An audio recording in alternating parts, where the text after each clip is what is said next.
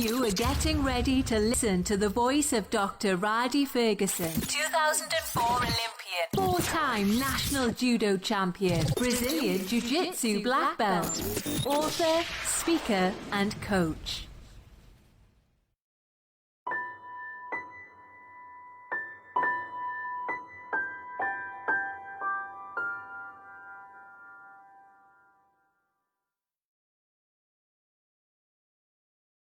What's going on? This is 2004 Olympian, four-time national judo champion, your life coach, Dr. Rhadi Ferguson. I want to welcome you to another edition of Coffee with Rhadi. It has been a while since I had an episode of Coffee with Rhadi, but a lot of things have happened in my life. I received my 4th degree black belt promotion in judo. My daughter ended up being the United States national champion in the sport of judo. My son got 2nd at the national championships. Things have been going well in life. I've had some highs and lows and ups and downs. Been able to travel. I ended up going to Bermuda for Carnival. Ended up doing another Disney cruise with the family. If you have not been on a Disney cruise, it's absolutely fantastic. It's a wonderful time for the entire family. The children love it. It's actually a little less stressful than going to Disney World, but you get all of the things that are available at Disney World on the Disney cruise, and the children can actually have some one-on-one time with the characters. It is an absolutely fantastic time, and you can leave the kids take my kids right now for a 10-hour room, and they have fun, and they do activities and all type of things, and you and your partner, you and your spouse, or you and your significant other can spend time together, talk, walk, watch movies. They have a movie theater on the ship. It's absolutely fantastic. Disney Cruise, you should definitely check it out. What I want to talk to you about today is something that happened to me when I went to the computer store to get my Mac fixed. I learned something about being disappointed. I think the reason that some of us are disappointed is because of our expectations. And I brought my Mac in to the computer specialist, and I said, man, this thing is running slow. I'm kind of disappointed in the speed of the computer. He said, well, what type of computer is it? I said, well, I got it in 2011. He said, well, it's kind of a little bit old, it's vintage. I said, yeah, but it shouldn't be running this slow. He said, well, what are you expecting? He said, you're expecting to click a button and the application runs in 1 to 3 seconds, 3 to 5 seconds, or 7 to 10 seconds. I said, I'm really looking at 1 to 3 or 3 to 5. He said, that's it. He said, I just fixed your problem. You don't have to pay any money. I said, what are you talking about? He says, if you lower your expectations, you won't be disappointed. I said, wow. I never really thought about it like that. He said, well, if you just lower your expectations, then you won't be disappointed. Now, in the realm of coaching, in the realm of life coaching, in the realm of strength and conditioning, in the realm of sports coaching, we always look at our particular clients or clientele in terms of excellence. We want to have high expectations for them. We have high expectations for the things that we would like them to do. But to be honest with you, when you get to the upper echelon, you're really dealing with what's called survivor bias, meaning the people who couldn't make the cut have already been cut. The people who could not make the cut to the upper echelon, they've already been cut. So the expectations that you have for those people at the top, that's the norm. You can have those type of high expectations for those individuals because they want to achieve that particular level. But the people in the mid-range and sometimes the people at the bottom, you can't put those expectations on those people because they cannot meet them. You cannot put those expectations on those people because they cannot meet them.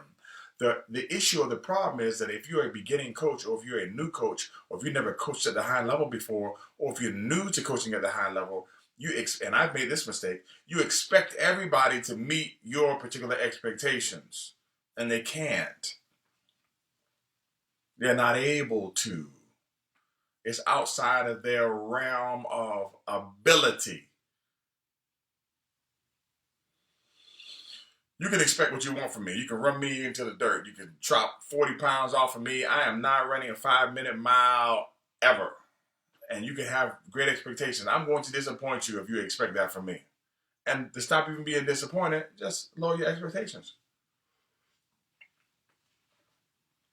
People say, well, how am I going to apply this to life? I'll tell you how you apply it.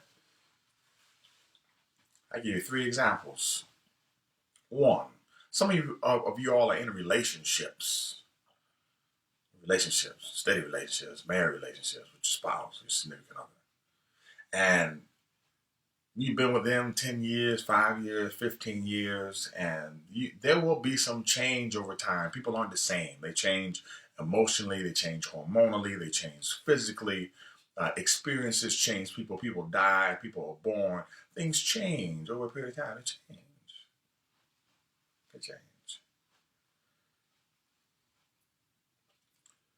But if you have some radical expectations, like if you expect your girlfriend or your wife one day to just walk in and start exercising and training and have a washboard stomach, or you want her to start lifting weights because you want her butt to firm up or her legs to get a certain way, buddy, let me hit you with the Kermit the Frog.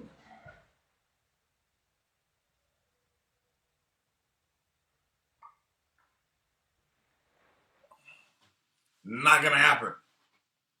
You're going to be disappointed. You are going to be disappointed.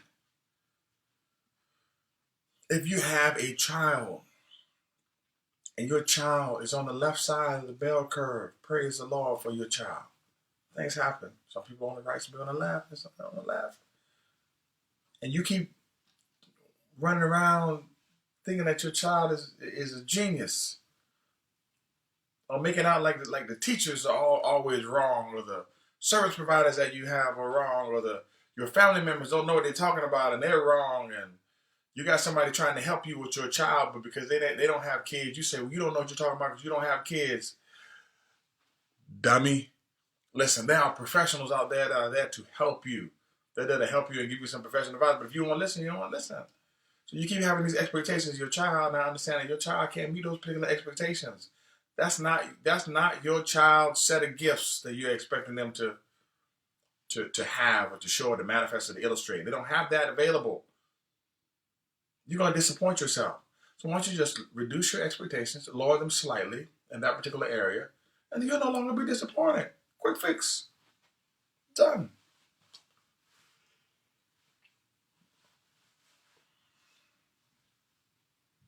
The other thing. Things appreciate when you appreciate them. If you have a house and you put money into the house, there's a possibility the house could possibly appreciate, depending on the neighborhood. If you live in a home association where they actually, they're nice and they do work and they make sure that the neighborhood is kept up, it's possible that your house can appreciate over time.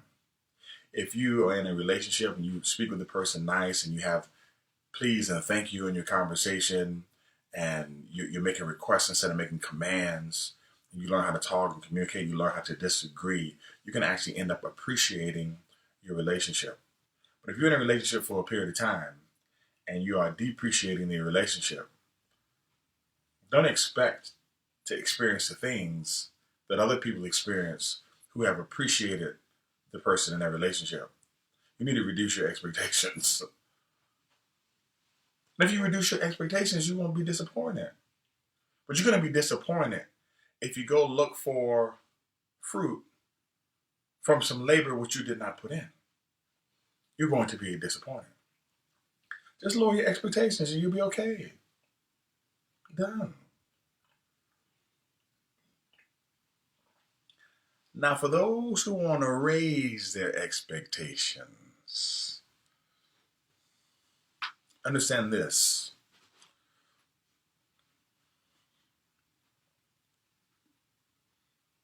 You need to be okay with being disappointed. If you have a problem with being disappointed, then lower your expectations. See, I don't have a problem with being disappointed. I've been disappointed. I've lost. Losing is what I do. Because there's only a few people out there who win all the time. But losing, that's what I do. I lose. And I win. But if you keep playing, you will lose more than you win. This is why people retire. When you're at the top, you retire. Because if you keep playing, you are going to lose. And in life, you're going to play. You're going to play life from when you come out till you go back in the hole. You're going to play. And you're going to lose. And you're going to lose a lot.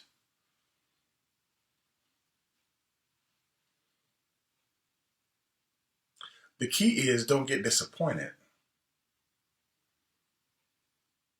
Because if you're going to be disappointed, then lower your expectations. See, I'm not disappointed, so I keep my expectations high.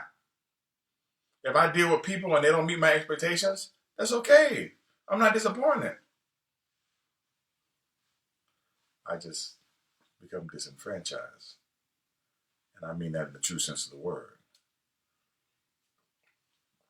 I disassociate. I dismiss. Because you have to figure out who you want to be and who you want around you.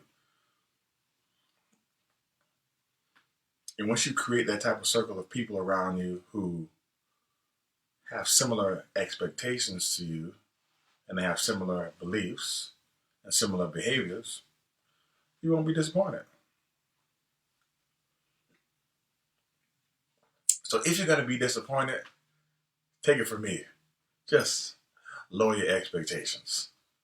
Or you can choose to not be disappointed and keep your expectations high, understanding that sometimes you're going to lose as you win.